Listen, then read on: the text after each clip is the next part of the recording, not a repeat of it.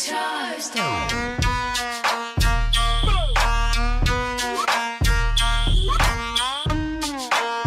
Hey guys, what's going on? Guys, I am sorry I have gone so long without doing a vlog. It has been a crazy week. This is the longest I have gone without doing a vlog in months. I'll fill you guys in as time goes on with what's been going on, but I just wanted to apologize for taking so long to get a vlog out. In a couple upcoming videos, I'm planning on doing one on like firefighters versus cops. I'm going to do a tour of the inside of my patrol car, kind of show you guys like what we have in our cars and how it all works and all that. Life is crazy right now, but I'm going to try to get as much material as I can out. I'm going to try to get back on track and get some material to you guys. It's kind of cool because I'm starting to see, like, I'm starting to get more subscribers and I'm starting to see more views on my videos and stuff. The last video I did, which I guess was the top 5 sovereign citizen fails, it has over 1,000 views in 6 days, which is really big for me because the only other video I have that's over 1,000 views is over a month old. So to get that many views in 6 days is kind of cool. Also, another little update for you guys. I have decided to cut my contract with broadband TV because I haven't really seen any major like influx of subscribers or anything like that. There really hasn't been a big benefit to me for having their services. I'm not trying to down their company or anything like that, but I just don't think it's a good fit for me personally. So a topic that a few of you have wanted me to bring up is what it's like going through the police academy. What is the process of becoming a cop, and what exactly do you have to go through? Anything having to do with being a cop, or really any government job, is always going to take time and paperwork. Like, those are the two main things that are going to be the most bothersome. Like, there's so many steps that you have to pass and like written tests and stuff like that. So I'll just kind of start from the beginning. I'm going to make this kind of a quick video. I could sit here all day and tell you guys like the steps of becoming a cop, but I really don't think that would be very interesting. So I'll just hit some of the highlights. So there's really two main ways to become a cop. Either you can put yourself through the academy, which is called pre-service, I believe, or you can get a department to sponsor you and they will pay for you to go.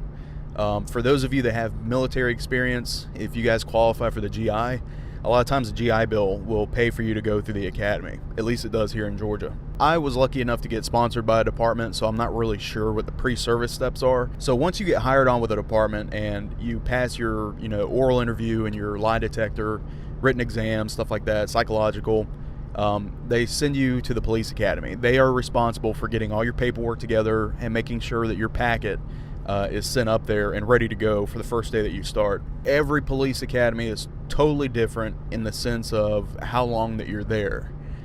Some academies are short, they're only a couple of months. Other academies, they might be 6 months long. It really just depends on the department, the area, stuff like that. So let's kind of get to the meat and potatoes. Like, what is it like at the police academy? Okay, so the first day we were at the academy, from day one you started working out. They have you doing PT every morning. If I can make one recommendation for you guys just starting out, please try to be in shape. If you are not in shape, at least in some form or fashion when it comes to cardio, you are going to be miserable. Within the first 3 days, we were running 3 miles. If I remember correctly, I think the first day was 2 miles and like the second or third day was 3. And we ran 3 miles every single morning during the weekdays until we graduated. So if you guys are not fit, man, you're going to have a hell of a time, and I hate it for you. Don't go to the police academy with the mindset of, they're going to get me into shape. No, you need to get your ass into shape. For those of you that are kind of younger and you never had military experience or anything, the academy is going to be kind of it's going to be kind of a scary start. It really is, because you're going to be away from home. You're going to be around a ton of people that you've never met in your life, and that you're having to do, interactive exercises with, and active shooter situations and stuff that you've never done before, and with people you don't know. So it is kind of, nerve-wracking for those of you that might be younger, that have never really spent a lot of time away from home or whatever. Those of you that have been in the military, it's not going to be a big deal. If anything, it's going to be way more relaxed than basic training ever was. Now, if you're going to an academy like the Los Angeles Sheriff's Department or something, then they have like makeshift drill instructors that are going to yell at you and shit like that. It's kind of a joke, honestly, but yeah, if you have military experience, you're going to fly right through it. So like I said, every academy is a lot different. For us, most of the academy was classwork. Most of the time, the hardest part about the academy is staying awake during class. at least for the first few weeks. Usually the first few weeks are the most boring. That's when they're going to be talking about, whatever state you live in, that state's laws.